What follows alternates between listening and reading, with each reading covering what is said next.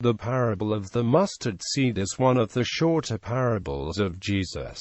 It appears in Matthew, Mark, and Luke. Narrative. In the Gospel of Matthew the parable is as follows. He set another man before them, saying, The kingdom of heaven is like a grain of mustard seed, which a man took, and sowed in his field, which indeed is smaller than all seeds. But when it is grown, it is greater than the herbs, and becomes a tree, so that the birds of the air come and lodge in its branches. Quote, in the Gospel of Mark, he said, How will we liken the kingdom of God?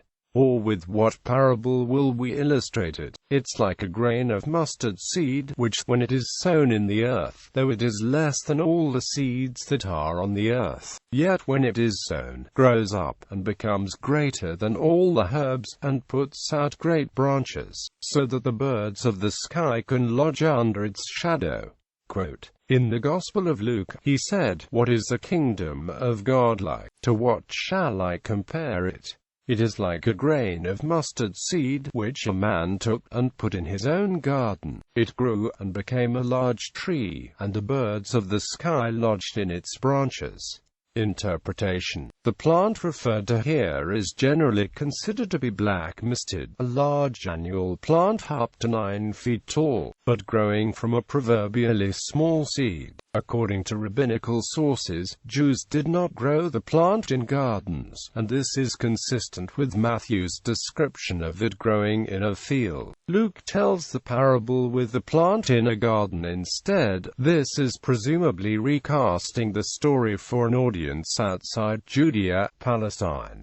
Howard Marshall writes that the parable suggests the growth of the kingdom of God from tiny beginnings to worldwide size. The parable of the leaven shares this theme of large growth from small beginnings. As with the parable of the sower, which in Matthew and Mark occurs earlier in the same chapter, the man sowing the seed represents Jesus, and the plant is the kingdom of God. The nesting birds may refer to Old Testament texts which emphasize the universal reach of God's empire, such as Daniel chapter 4 verse 12. However, a real mustard plant is unlikely to attract nesting birds, so that Jesus seems deliberately to emphasize the notion of astonishing extravagance in his analogy. Quote, other commentators have suggested that the birds represent Gentiles seeking refuge with Israel of the sinners and tax collectors with whom Jesus